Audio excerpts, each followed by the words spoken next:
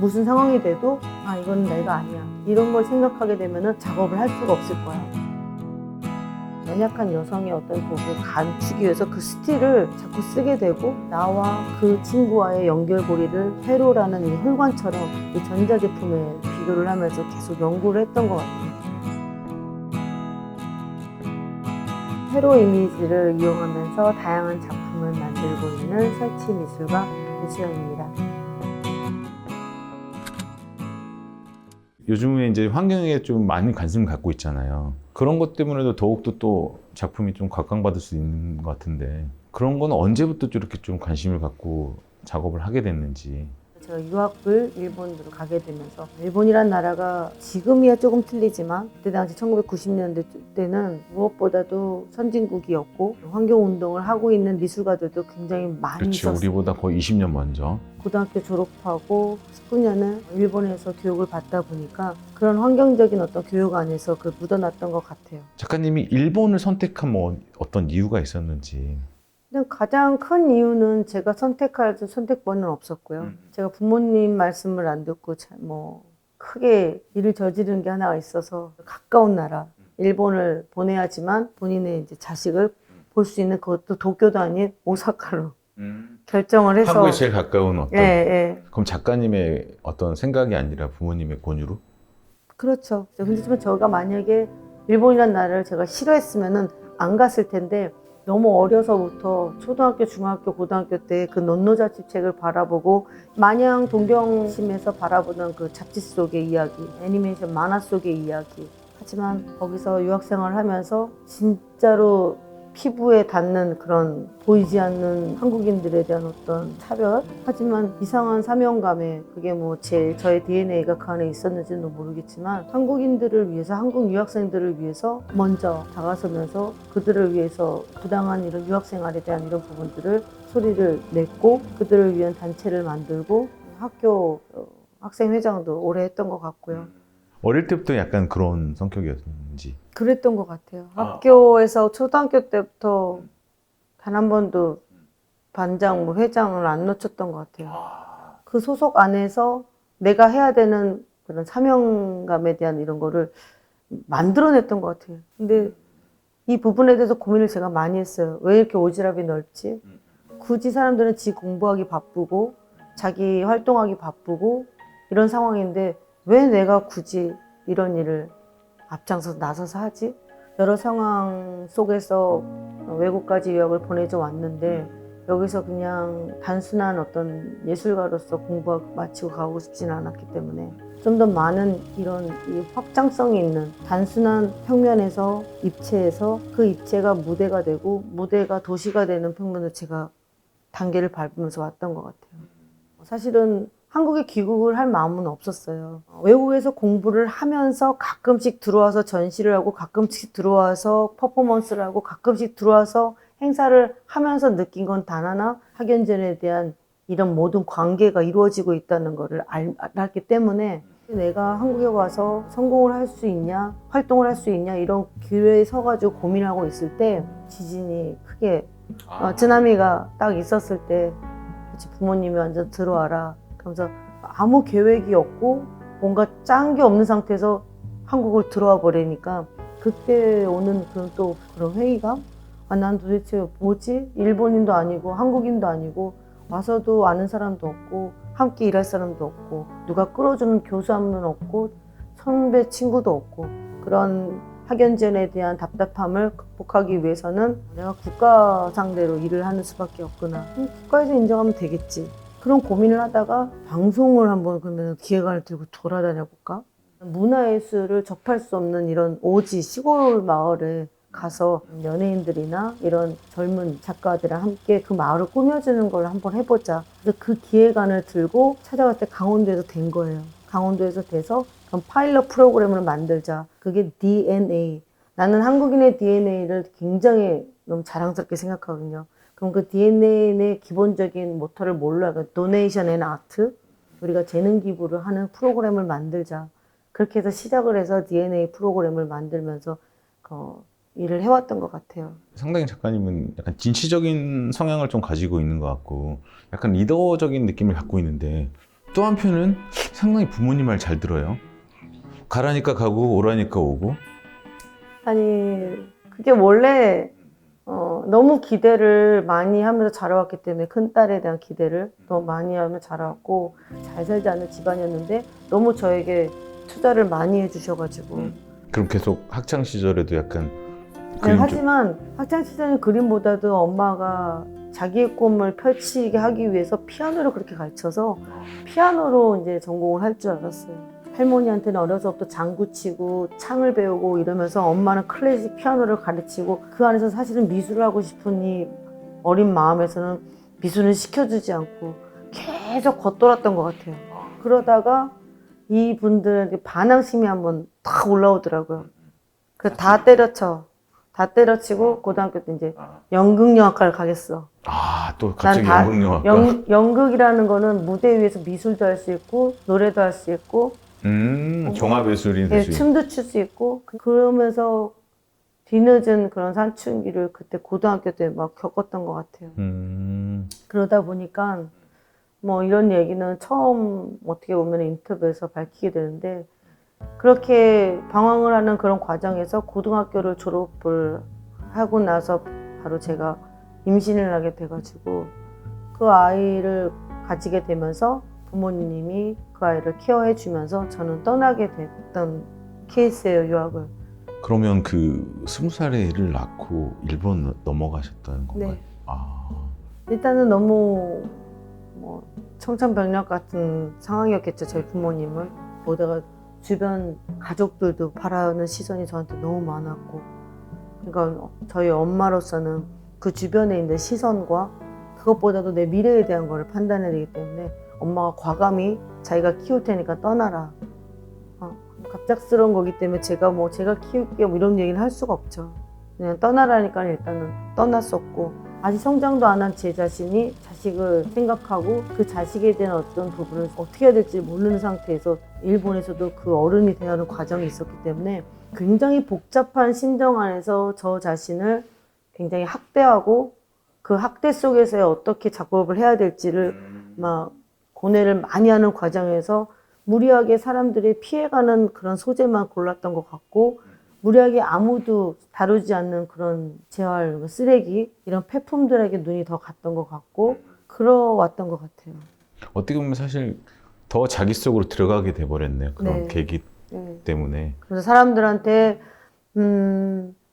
그런 어떤 솔직한 마음을 내색하지 못하고 엄마는 계속 그 자식 있다는 얘기 하지 말아라. 네 인생의 걸음이 분명히 된다.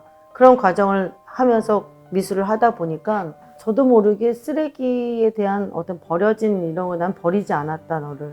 그러니까 나도 모르게 그 쓰레기에 대한 관심이 많이 가지고 생명을 자꾸 불어넣으려고 뭔가 하고 버려진 애들을 더 예쁘게 꾸미려고 하고 그게 굉장히 내면 안에 있었던 것 같아요. 어떻게 보면 그 애에 대한 미안함이 계속 예, 있었던 것 같아요. 지금까지도 한 번도 같이 살아본 적이 없었던 것 같아요. 어떻게 보면은 20살부터 지금까지 30년을 그 어린 친구에는 어떤 감정이 있었는지를 물어볼 겨를이 없었어요. 그렇죠.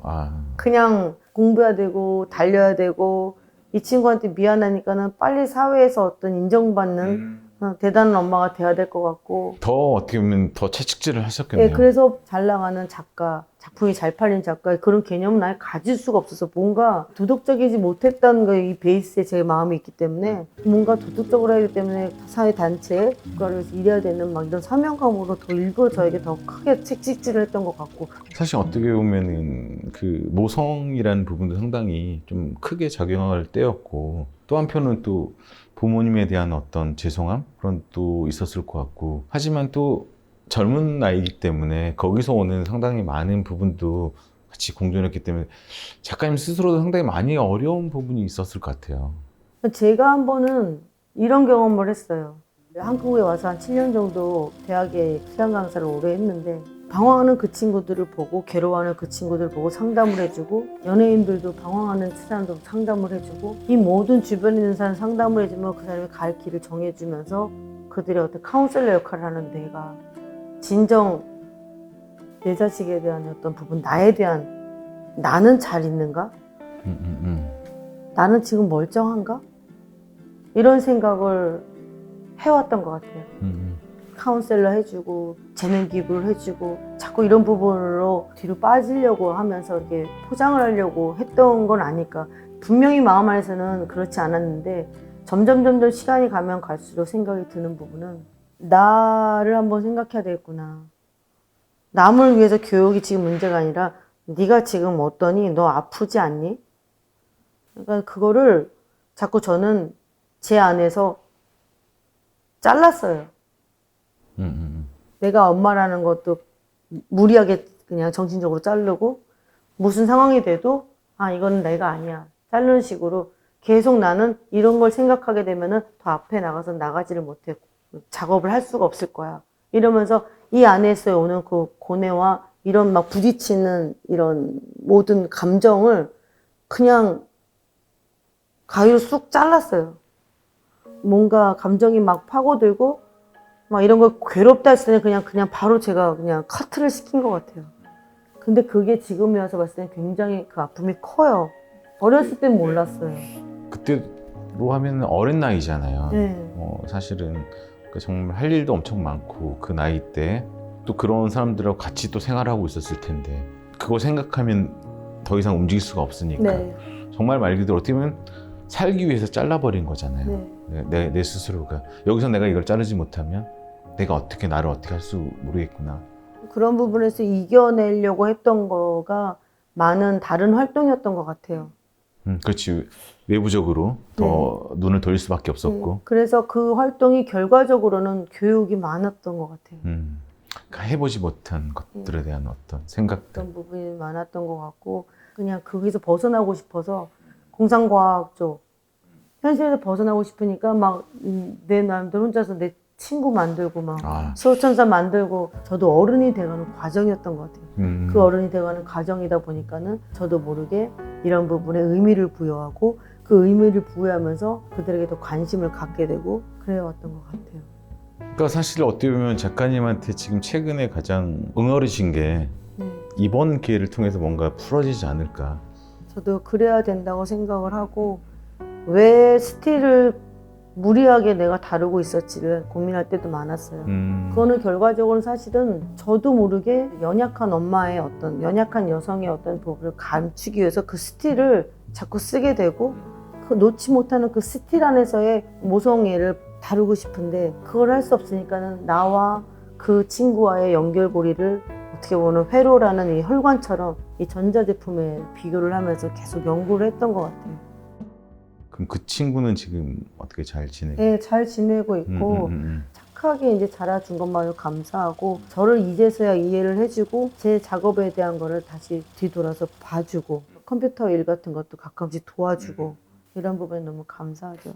회로라는 거는 사실 연결고리가 하나라도 잘못되면 불이 안 들어오잖아요. 네. 그런 것처럼 이제는 뭔가 좀 착 붙은 것 같은? 풀어나가야 될 소재인 것 같아요.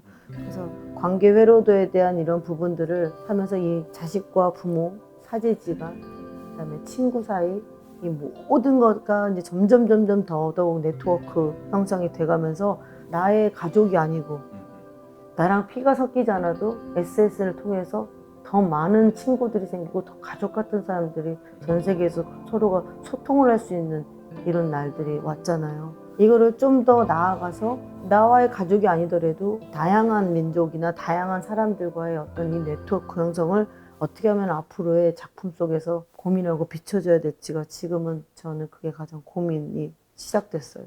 약간 비슷한 얘기일 수도 있는데 그러면 작가님은 향후 어떤 작가로 남고 싶어요? 어떻게 불려지는 작가? 아니면 어떤 작가로?